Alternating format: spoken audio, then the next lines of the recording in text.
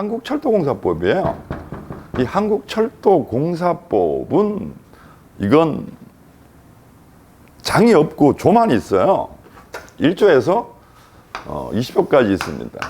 그런데 정말 여기에서 문제를 출제하려고 해도 정말 할 게 없었어요.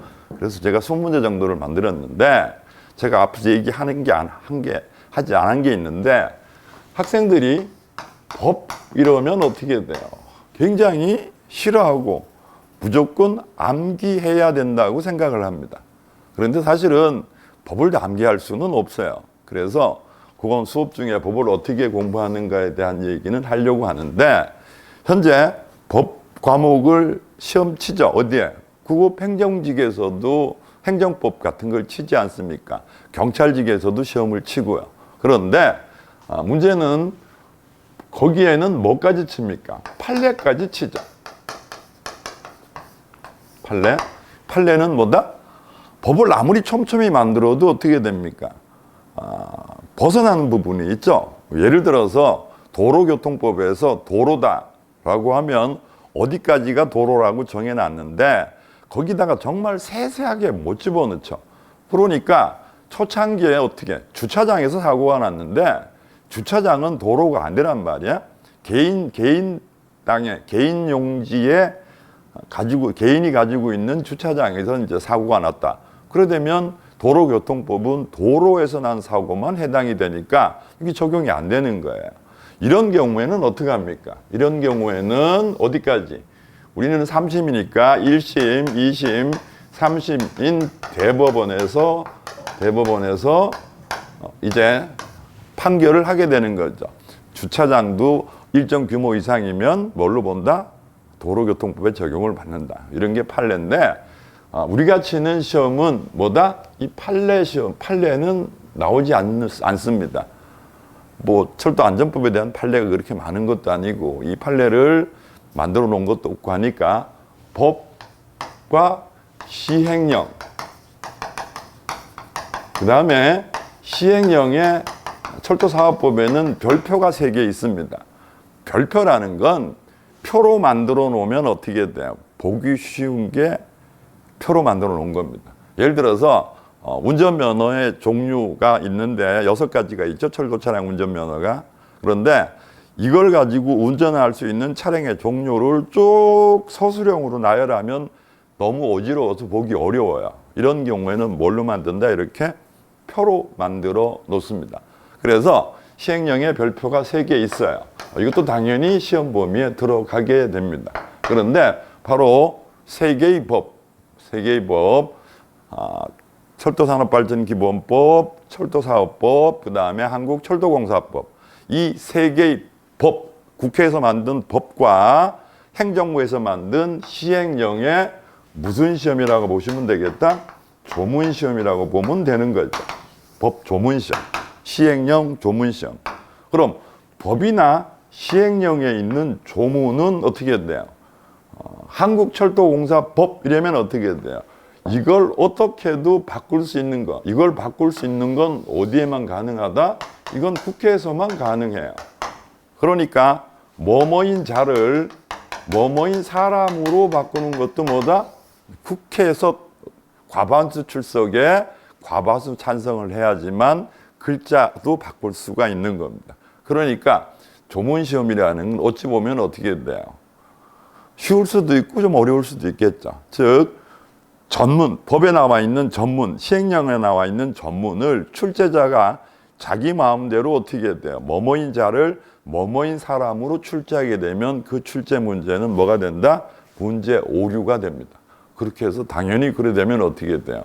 문제 오류로 지적을 하게 되면, 그렇게 되면 그 문제는 모두 정답 처리하거나 뭐 그렇게 돼야 됩니다. 그래서 이외로 이 3개의 법에 대해서 잘 이해하고 그 다음에 암기가 아닌 전체를 보고 출제하는 형태를 파악해서 공부하신다 그러면 그렇게 어렵지 않게 할 수 있습니다. 근데 문제는 굉장히 비중은 10문제밖에 안 됩니다. 그죠?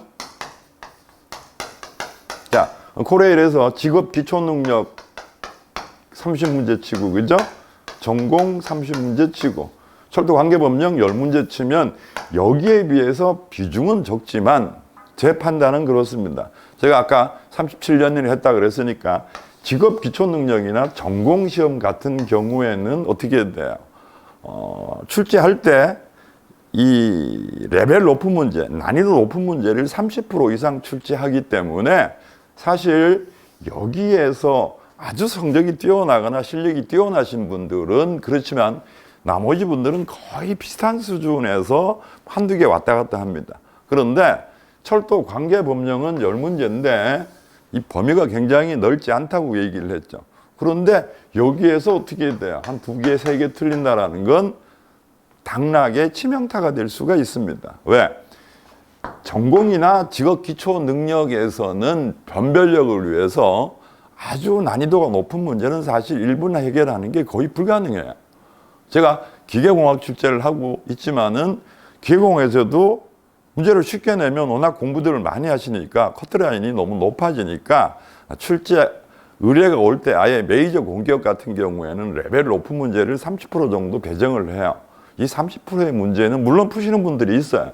그렇지만 대부분은 어떻게 돼요? 어렵다라고 보니까 사실은 10문제밖에 안 되지만 여기에서 여러분 당락이 한두 문제 차이로 뭐 되는 건 다 아시죠? 상대평가에서 한 문제 차이로 떨어졌다, 2문제 차이로 떨어졌다 이런 누군가는 그렇게 떨어지겠죠. 그래서 처음 출제하는 거고 이미 출제를 하고 있겠죠. 후반기 시험은 뭐 어차피 10월 안에 쳐야 되니까 하고 있죠. 왜냐하면 출제위원들한테 보통 4주 전, 한 달 전쯤 출제 의뢰가 되니까 이미 하고 있겠죠. 하고 있는데 이제 대단히 고생을 하겠죠. 오지선다로 그 다음에 뭐도 줘야 되니까 변별력도 주고 해야 되니까. 그래서 저는 20강 정도 이렇게 준비를 하고 있습니다. 20강 정도 20강 플러스 알파 정도 이렇게 온라인 강의로 준비를 하고 있는데 이제 이론만 가지고는 20강도 할 게 없어요. 그래서 뭐까지 겸하겠다? 그 이론에 포함되는 문풀.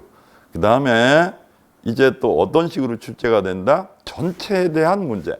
예를 들어서 철도사업법에 대한 내용 중 옳지 않은 것은, 철도산업발전기본법에 대한 내용 중 옳지 않은 것은, 이렇게 출제도 갈 수가 있는 거예요. 그러려 그러면 어떻게 해야 된다? 부분을 본 다음에 그 다음에 어떻게 돼요? 부분에 대한 완성이 돼야 그걸 하나씩 끄집고 가서 전체를 만들어도 찾아낼 수가 있는 겁니다. 그렇게 해서 지금 여러 가지 준비들을 그동안 쭉 했죠. 왜? 이 부분 뭐 제가 대학에 출강도 하고 있고 또 철도고등학교에도 출강도 하고 있고 하다 보니까 학생들이 시험을 쳐야 되니까 이제 어떻게 과연 가야 될까라는 부분에 대한 고민은 많이 했습니다. 그래서 우선 계획은 우선 전체가 보여야 됩니다. 철도산업발전기본법은 아까 제가 잠깐 구분했듯이 2개로 나누어서 철도사업법도 어떻게, 한국철도공사법도 어떻게. 그래서 전체가 구상이 된 뒤에 그 다음에 각 법을 또 세분화해서 이렇게 영역을 나누어서 머릿속에 전체가 쭉 지나간 후에 그 다음에 문제로 들어가서 이제 문제에서 함정을 파겠죠.